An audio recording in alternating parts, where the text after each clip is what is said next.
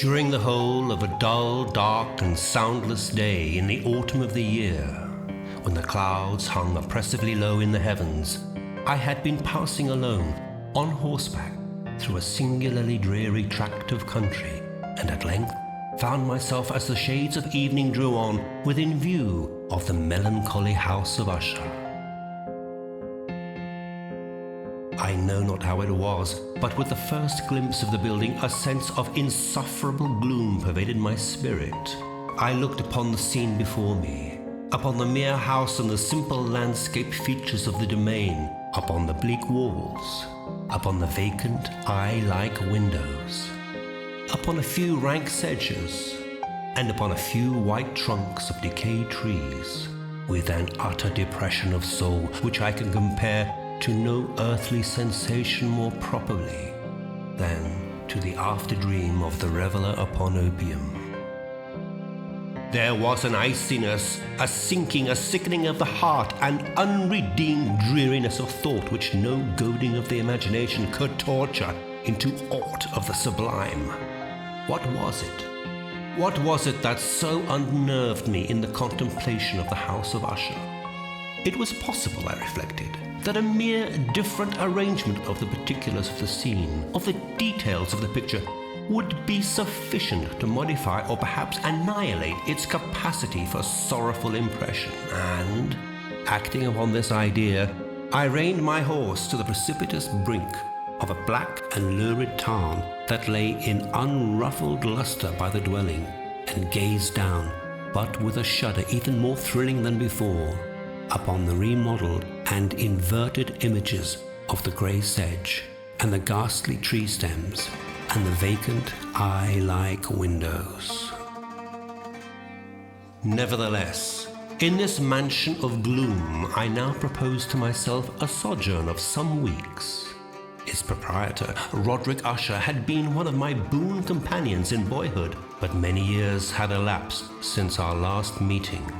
A letter, however, had lately reached me in a distant part of the country.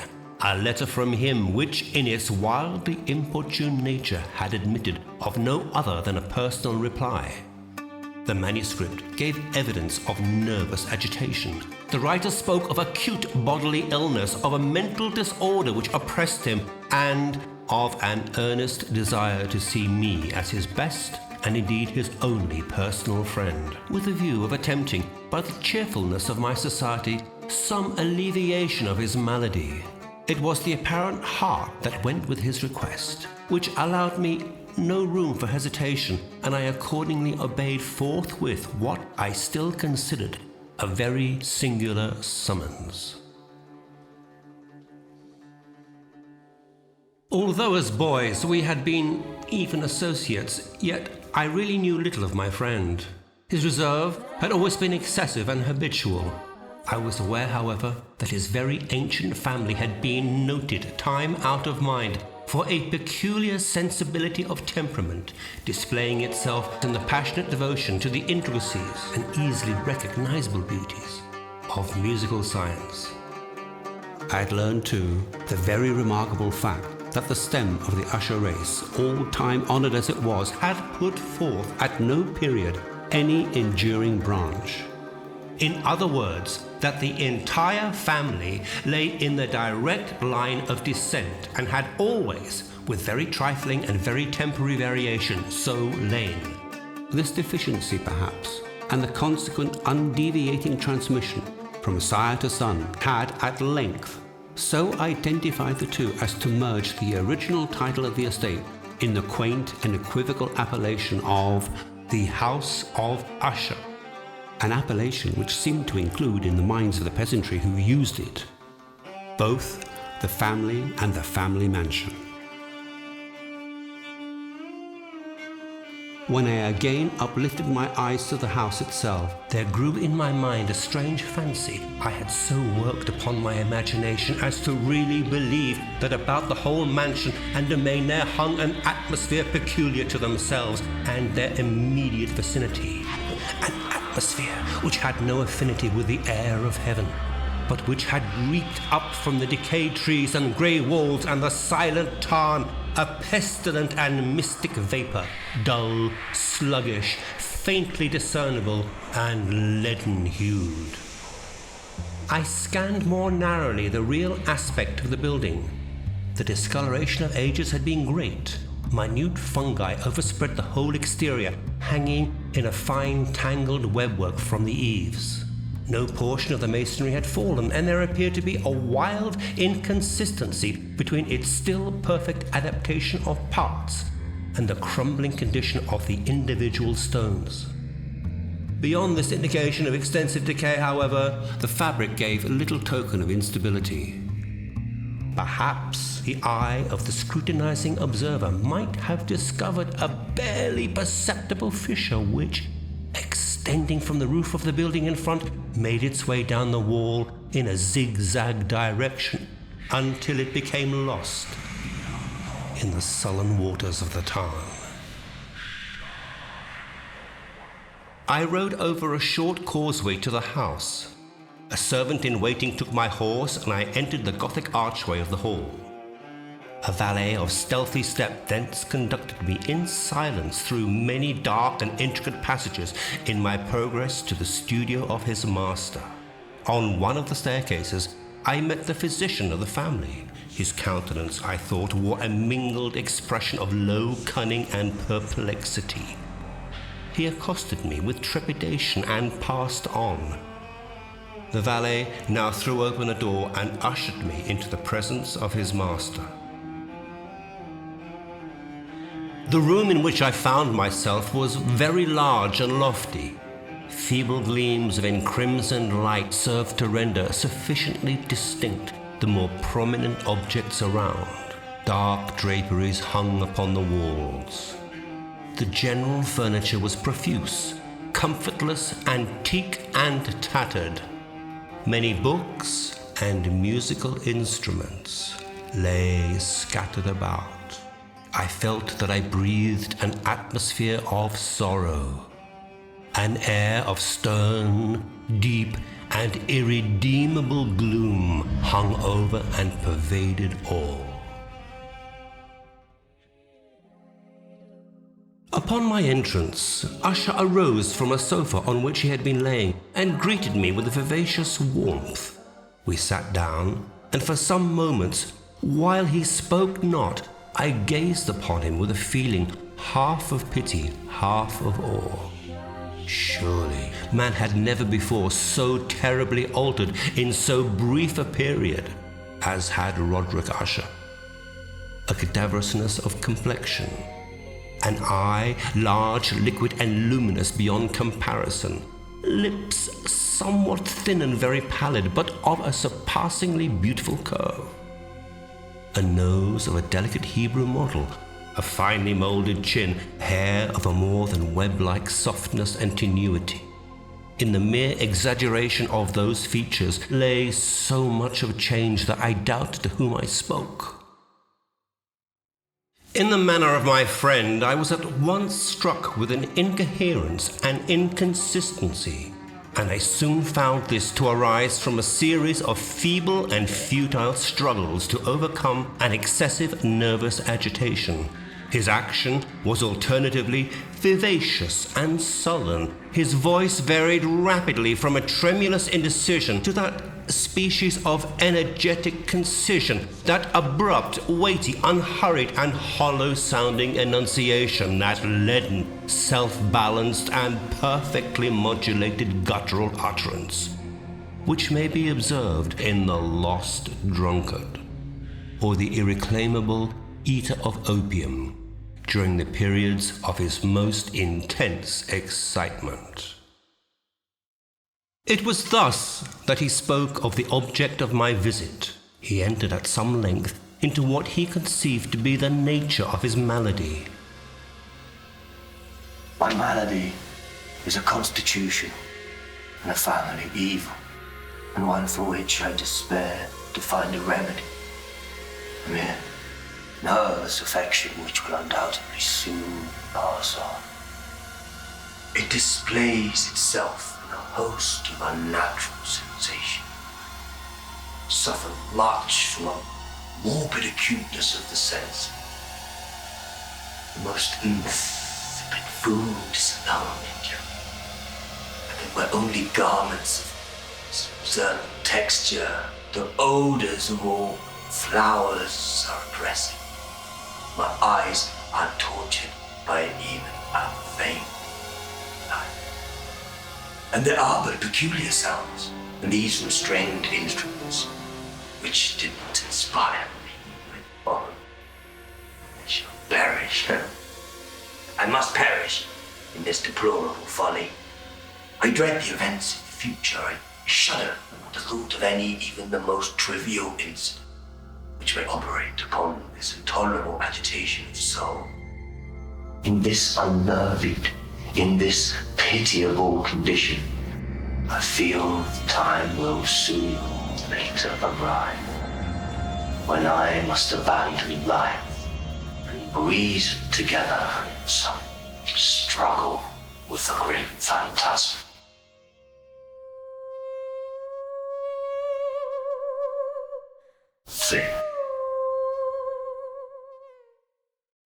He admitted, however, although with hesitation, that much of the peculiar gloom which thus afflicted him could be traced to a more natural and far more palpable origin, to the severe and long-continued illness of a tenderly beloved sister, his sole companion for long years, his last and only relative on earth.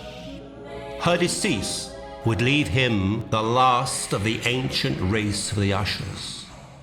While he spoke, the Lady Madeline, so was she called, passed slowly through a remote portion of the apartment and, without having noticed my presence, disappeared. I regarded her with an utter astonishment not unmingled with dread. A sensation of stupor oppressed me as my eyes followed her retreating steps. When a door, at length, closed upon her, my glance sought instinctively and eagerly the countenance of the brother. But he had buried his face in his hands, and I could only perceive that a far more than ordinary wanness had overspread the emaciated fingers through which trickled many passionate tears. The disease of the Lady Madeline had long baffled the skill of her physicians. A settled apathy, a gradual wasting away of the person, and frequent, although transient, affections of a partially cataleptical character were the unusual diagnosis. Hitherto, she had steadily borne up against the pressure of her malady and had not betaken herself finally to bed, but on the closing in of the evening of my arrival at the house, she succumbed to the prostrating power of the destroyer. And I learned that the glimpse I had obtained of her person would thus probably be the last I should obtain. That the lady, at least while living, would be seen by me no more. For several days ensuing, her name was unmentioned by either Usher or myself, and during this period I was busied in earnest endeavors to alleviate the melancholy of my friend. We painted and read together, or I listened, as if in a dream, to the wild improvisations of his speaking guitar. And thus, as a closer and still closer intimacy admitted me more unreservedly into the recesses of his spirit, the more bitterly did I perceive the futility of all attempt at cheering a mind from which darkness, as if an inherent positive quality, poured forth upon all objects of the moral and physical universe in one unceasing radiation of gloom.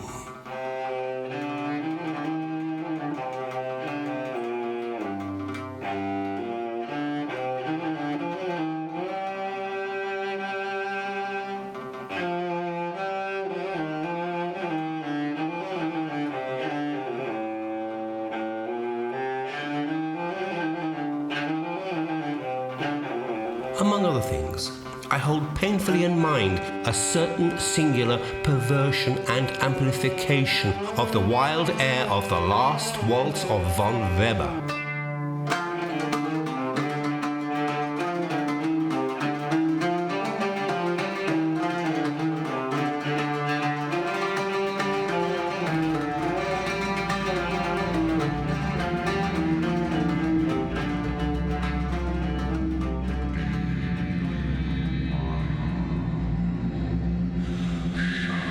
One of the phantasmagoric conceptions of my friend, partaking not so rigidly of the spirit of abstraction, may be shadowed forth, although feebly, in words.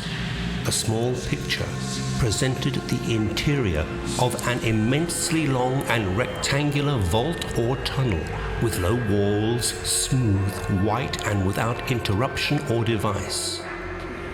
Certain accessory points of the design served well to convey the idea that this excavation lay at an exceeding depth below the surface of the earth. No outlet was observed in any portion of its vast extent, and no torch or other artificial source of light was discernible. Yet a flood of intense rays rolled throughout and bathed the whole in a ghastly and inappropriate splendor. I have spoken of that morbid condition of the auditory nerve which rendered all music intolerable to the sufferer, with the exception of certain effects of stringed instruments. It was perhaps the narrow limits to which he thus confined himself upon the guitar which gave birth, in great measure, to the fantastic character of his performances. But the fervid facility of his impromptus could not be so accounted for. They must have been and were, in the notes as well as in the words of his wild fantasias, the result of that intense mental collectedness and concentration observable only in particular moments of the highest artificial excitement. The words of one of these rhapsodies I have easily remembered.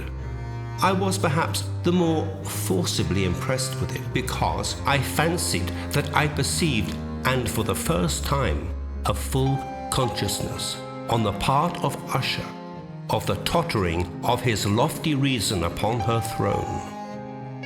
The verses, which were entitled The Haunted Palace, ran very nearly, if not accurately, thus.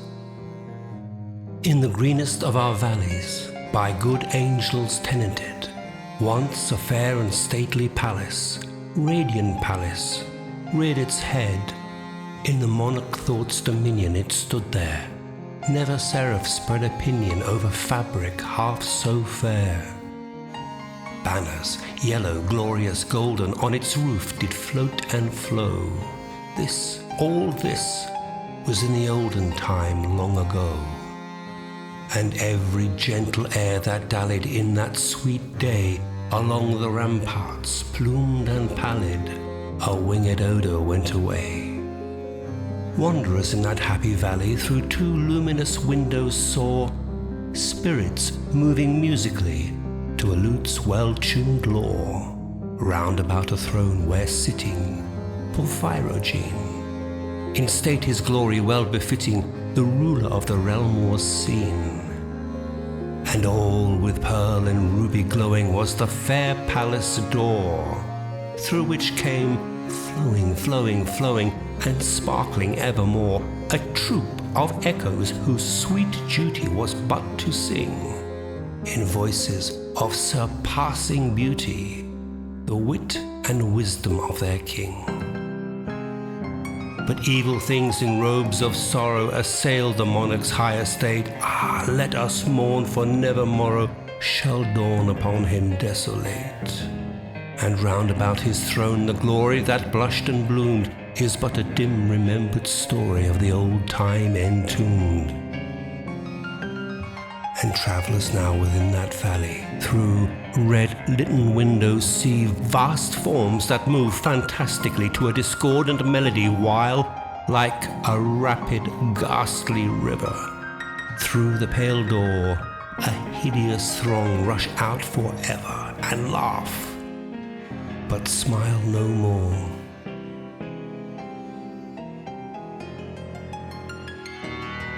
I well remember that suggestions arising from this ballad led us into a train of thought wherein there became manifest an opinion of Usher's, that of the sentience of all vegetable things.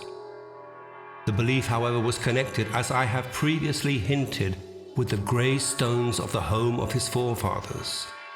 The conditions of the sentience had been here, he imagined, fulfilled in the method of collocation of these stones, as well as in that of the many fungi which overspread them, and of the decayed trees which stood around, above all in the long undisturbed endurance of this arrangement, and its reduplication in the still waters of the Tarn. Its evidence was to be seen, he said, in the gradual yet certain condensation of an atmosphere of their own about the waters and the walls. The result was discoverable, he added, in that silent yet importunate and terrible influence which for centuries had moulded the destinies of his family, and which made him what he was. Such opinions need no comment, and I will make none.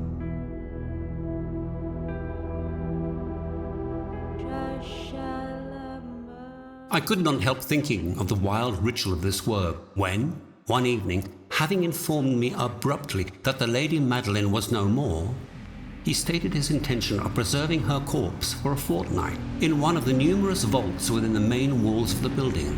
The brother had been led to his resolution, so he told me, by considerations of the unusual character of the malady of the deceased, of certain obtrusive and eager inquiries on the part of her medical men, and of the remote and exposed situation of the burial ground of the family. I will not deny that when I called to mind the sinister countenance of the person whom I met upon the staircase on the day of my arrival at the house, I had no desire to oppose what I regarded as at best but a harmless and by no means unnatural precaution. At the request of Usher, I personally aided him in the arrangements for the temporary entombment. The body having been encoffined, we two alone bore it to rest.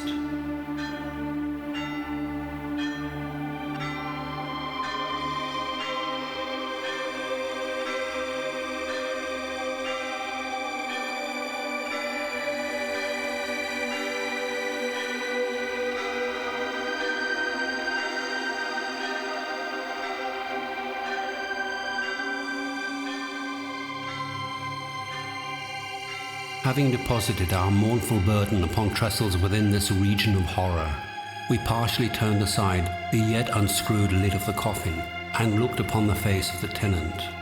A striking similitude between the brother and the sister now first arrested my attention, and Usher, divining perhaps my thoughts, murmured out some few words from which I learned that the deceased and himself had been twins. Our glances, however, rested not long upon the dead.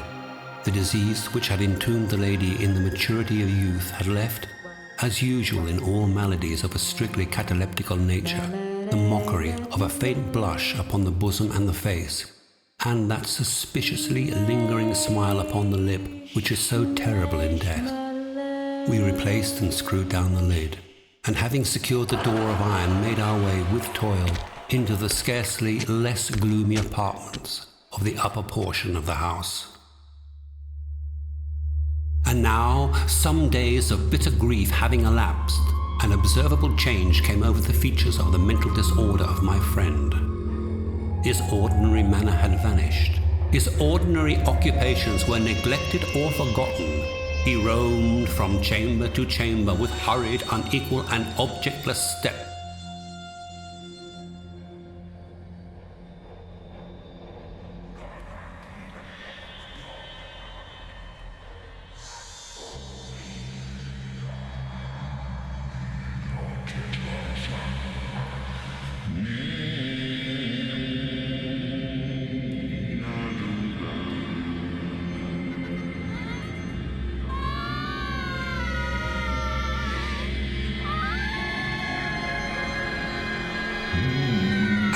Again, I was obliged to resolve all into the mere inexplicable vagaries of madness, for I beheld him gazing upon vacancy for long hours, in an attitude of the profoundest attention, as if listening for some imaginary sound.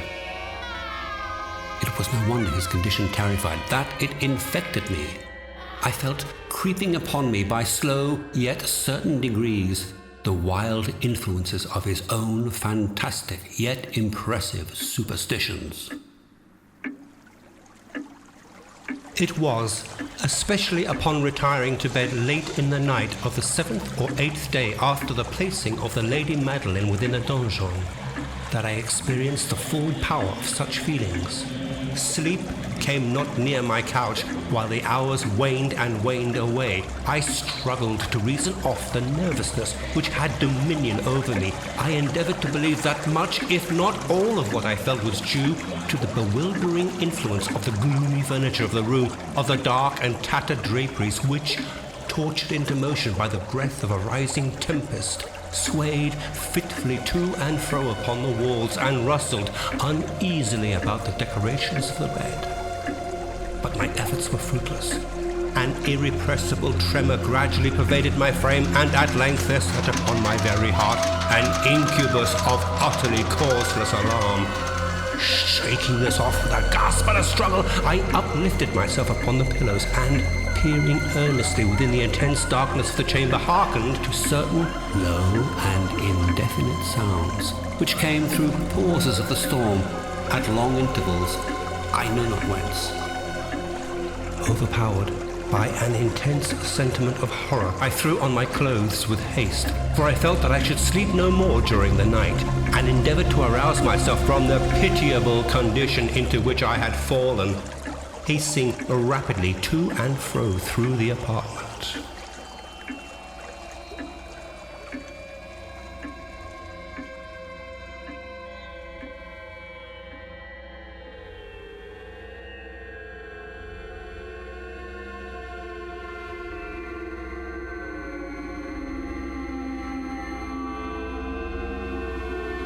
And you have not seen. You have not seen. But stay, you shall. He hurried to one of the casements and threw it freely open to the storm. The impetuous fury of the entering gust nearly lifted us from our feet. It was indeed a tempestuous yet sternly beautiful night, and one wildly singular in its terror and its beauty. A whirlwind had apparently collected its force in our vicinity, for there were frequent and violent alterations in the direction of the wind, and the exceeding density of the clouds did not prevent our perceiving the lifelike velocity with which they flew, careering from all points against each other. We had no glimpse of the moon or stars, nor was there any flashing forth of lightning, but the undersurfaces of the huge masses of agitated vapor, as well as all terrestrial objects immediately around us, were glowing in the unnatural light of a faintly luminous and distinctly gaseous exhalation which hung about and enshrouded the mansion. You must not, you shall not behold this. These appearances which bewilder you are merely electrical phenomena, not uncommon. Or it may be they have their ghastly origin in the rank miasma of the town. Let us close this casement. The air is chilling and dangerous to your frame. Here is one of your favorite romances. I shall read and you shall listen. And so we will pass away this terrible night together. The antique volume which I had taken up was The Mad Tryst of Sir Lancelot Canning, and I indulged a vague hope that the excitement which now agitated the hypochondriac might find relief even in the extremeness of the folly which I should read.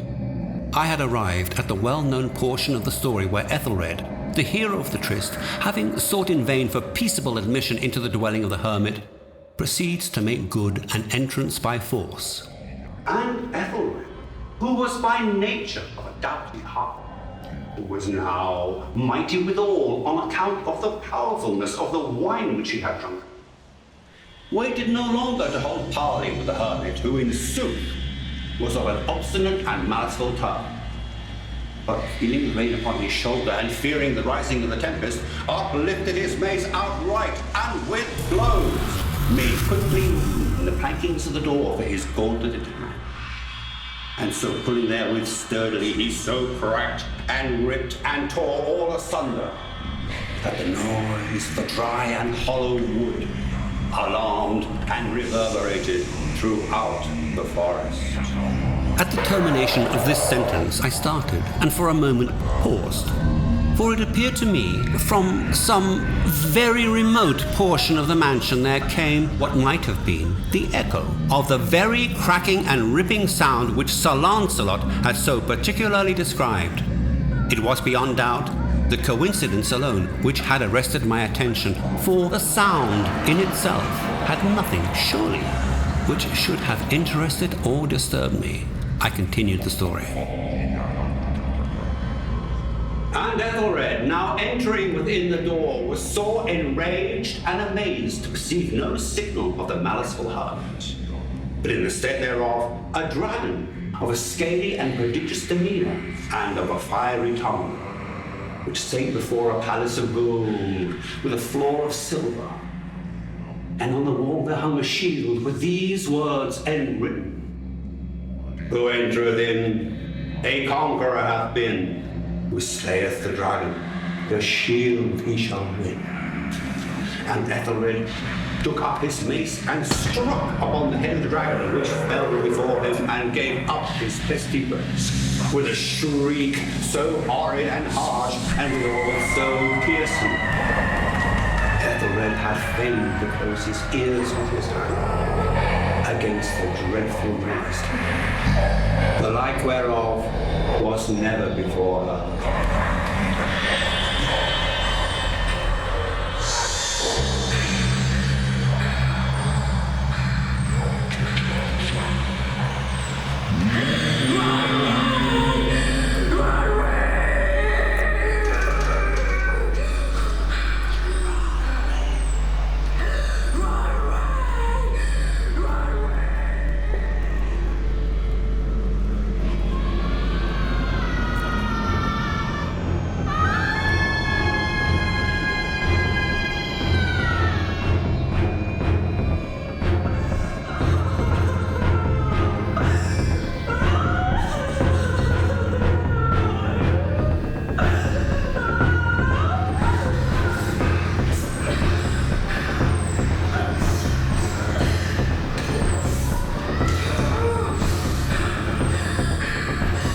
Not hear it.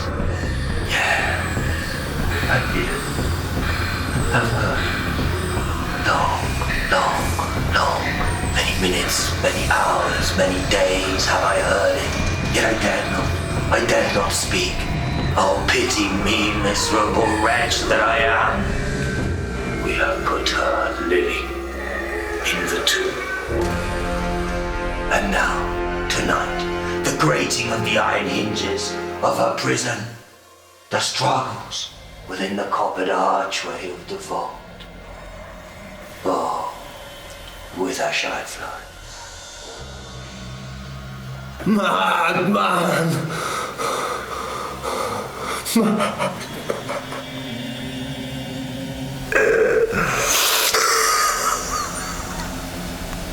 As if in the superhuman energy of his utterance there had been found the potency of a spell, the huge antique panels to which the speaker pointed threw slowly back, upon the instant, their ponderous and ebony jaws. It was the work of a rushing gust, but then without these doors there did stand the lofty and enshrouded figure of the Lady Madeleine of Usher. There was blood upon her white robes, and the evidence of some bitter struggle upon every portion of her emaciated frame. For a moment she remained trembling and reeling to and fro upon the threshold, then, with a low, moaning cry, fell heavily inward upon the person of her brother, and in her violent and now final death agonies bore him to the floor a corpse, and a victim to the terrors he had anticipated.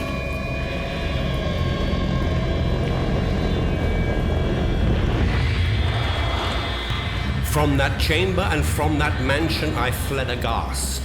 the storm was still abroad in all its wrath, suddenly there shot along the path a wild light, and I turned to see whence a gleam so unusual could have issued. The radiance was that of the full setting and blood-red moon, which now shone vividly through that once barely discernible fissure. While I gazed, this fissure rapidly widened.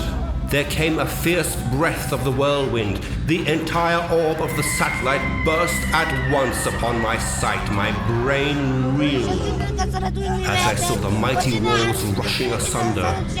There was a long, tumultuous shouting, like the voice of 1,000 waters, and the deep and dark tarn at my feet closed sullenly and silently over the fragments of the house of Usher.